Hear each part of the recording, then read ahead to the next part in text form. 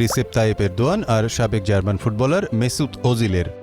এবার তারই প্রমাণ হিসেবে এরদোয়ানের শপথ অনুষ্ঠানে হাজির হলেন ওজিল।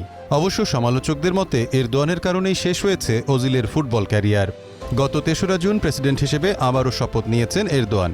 শপথের সময় উপস্থিত ছিলেন অনেক বিশ্বনেতা। একই সাথে উপস্থিত ছিলেন জার্মানির বিশ্বকাপজয়ী ফুটবলার মেসুত ওজিলও।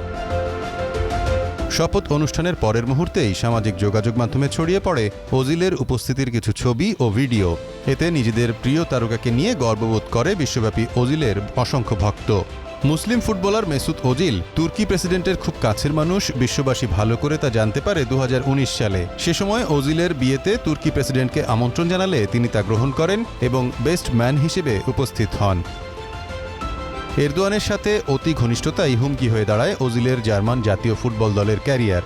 কারণ লন্ডনে ২০১৮ সালের মে মাসে এরদোয়ানের সাথে একটি ছবি তোলার পর ওজিলকে নিয়ে ব্যাপক সমালোচনা হয়েছিল জার্মানিতে। মূলত তুরস্কের রাষ্ট্রপ্রধান এরদোয়ানের সাথে ওজিলের সেই ছবি কাল হয়ে দাঁড়িয়েছিল তখন। এরদোয়ানের সাথে ছবি ছাড়াও চীন সরকারের উইঘুর নীতি ও জার্মান ফুটবলের বিরুদ্ধে বর্ণবাদের অভিযোগ তোলেন ওজিল। এসব কারণেই মাত্র ৩০ বছর বয়সে আন্তর্জাতিক ফুটবল থেকে অবসর নেন তুর্কি বংশোদ্ভূত তৃতীয় প্রজন্মের জার্মান নাগরিক মেসুত ওজিল।